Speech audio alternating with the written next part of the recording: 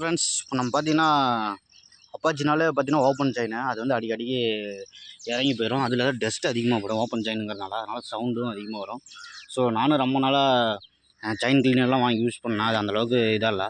So அதனால் diesel வாங்கி அதை பாருங்கள் இதில் ஊற்றி இந்த மாதிரி ப்ரெஷ்ஷு வேஸ்ட்டு ப்ரெஷ்ஷை எடுத்து அதில் வந்து இந்த மாதிரி க்ளீன் பண்ணால் நல்லாவே க்ளீன் ஆகுது ஃப்ரெண்ட்ஸ்.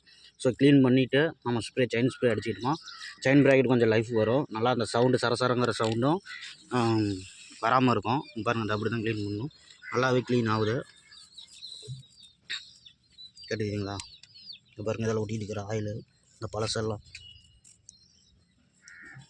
ஸோ இந்த மாதிரி க்ளீன் பண்ணிவிட்டு செயின் டைட் வைக்கிறதுனால டைட் வச்சு யூஸ் பண்ணலாம். ஸோ இந்த மாதிரி யூஸ் பண்ணுறதுனால செயின் ப்ராக்கெட் வந்து ரொம்ப லைஃப் வரும் ஃப்ரெண்ட்ஸ். இந்த வீடியோ உங்களுக்கு பிடிச்சிருந்தா லைக் பண்ணுங்கள், ஷேர் பண்ணுங்கள். யாருக்கெல்லாம் அப்பாச்சி பிடிக்கும் அவங்கெல்லாம் கமெண்ட்டில் அவங்க அப்பாச்சி பைக்கோட சாரி ஃப்ரெண்ட்ஸ் கொஞ்சம் திக்குது. அப்பாச்சி பைக்கு எப்படி உங்களுக்கு பிடிக்கும், எதனால் பிடிக்குங்கிறத கமெண்ட் பண்ணுங்கள் ஃப்ரெண்ட்ஸ். தேங்க்யூ.